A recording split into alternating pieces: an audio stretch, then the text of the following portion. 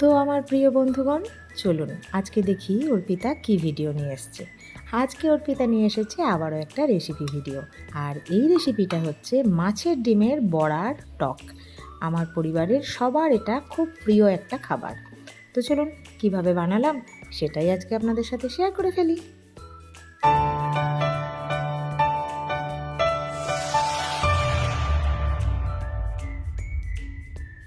তো সর্বপ্রথমে যে কাজ, এটাকে ভালো করে ধুয়ে নিতে হবে।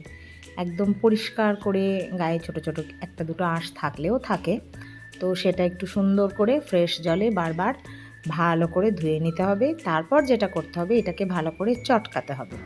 যদি এটা কখনো পেঁয়াজ দিয়ে শুধু ভাজা খাওয়া হয় তাহলে আমি এর সাথে 1 চামচ বেসন দিই, কিন্তু এটা যেহেতু ভাজার কোনো ব্যাপার নেই, শুধুই ডিমের বড়ার টক হবে, তো এখানে কিচ্ছু মেশাইনি। শুধু একটু নুন আর একটু হলুদ মিশিয়ে ভালো করে এটাকে বেশ ফাটিয়ে এটা আস্তে আস্তে ছোট্ট ছোট্ট ছোট্ট ছোট্ট করে বড়া করতে হবে। তারপরে কি করতে হবে, তো চলুন দেখি।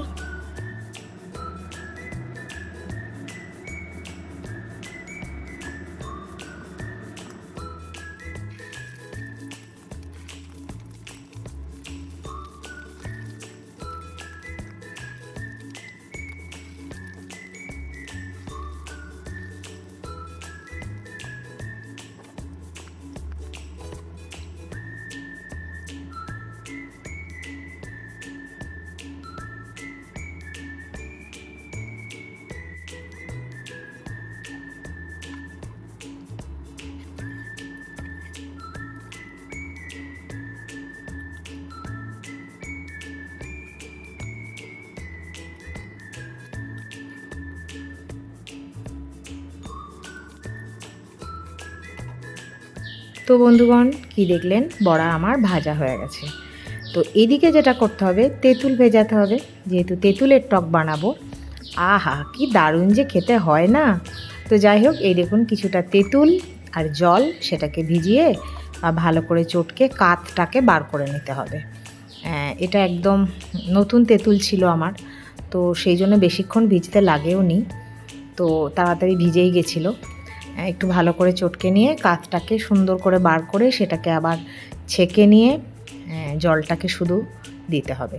আর এই দেখুন, এদিকে অনেকগুলো বড়া হয়ে গেছে, কিন্তু বেশ অনেক দিন ধরে খাওয়া যাবে, বুঝলেন।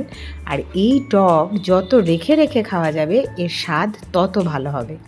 তেঁতুলের যে কোনো টকই আমার মনে হয় একটু রেখে খেলে ভালো হয়, বা আমরা তাই খাই, বেশ ভালো লাগে। যত মজে জিনিসটা, খাবারটা, তত টেস্টটা যেন আরও বেশি ভালো লাগে। তো সেরকমই বেশ ভালোই লাগছে, অনেকটা হয়েছে, বেশ কয়েকদিন ধরেই খাওয়া যাবে।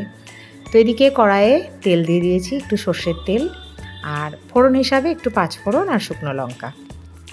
তারপরে দিয়ে দিলাম কি, তেঁতুল গোলা জলটা। তেঁতুল গোলা জলটা দিয়ে দিলাম, দিয়ে একটু ফুটলো। এই ফোটাটা যখন শুরু হয়েছে, তখন আস্তে আস্তে দিলাম একটু নুন, একটু হলুদ।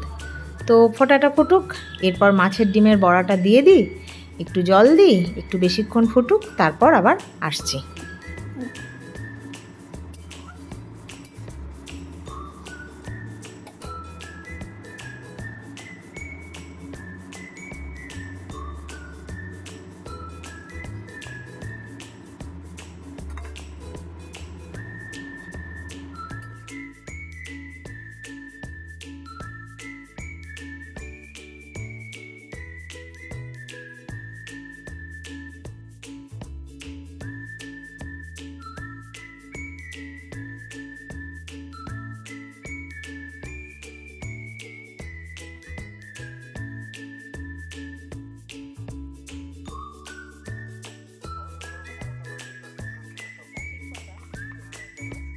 চলুন, এদিকে এ কিন্তু বেশ ফুটে গেছে, বড়ার ভেতরে হালকা হালকা রস ঢুকেও গেছে।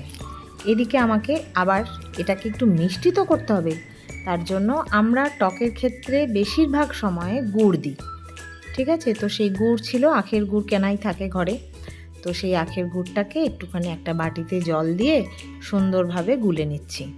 এই মিষ্টিটা দিলে তেঁতুলেতে মিষ্টিতে একদম জমে দারুণ একটা টেস্ট আসবে। তো এবার গুড়টা দিয়ে দিচ্ছি, বাটি ধুয়ে বাটি ধোয়ার জলটাও দিয়ে দিলাম। এবার যেহেতু গুড়টা দিয়েছি, অনেক সময় কাঁচা গুড়ের একটু গন্ধ লাগলেও লাগতে পারে, তাই আমি এখানে আরেকটু জল দিয়ে এটাকে একটু ফুটিয়ে নেব। তো আরেকটু জল দিয়ে দিলাম, ঢাকা দিয়ে দিলাম, এটা এখন ফুটুক, তারপর আসছি।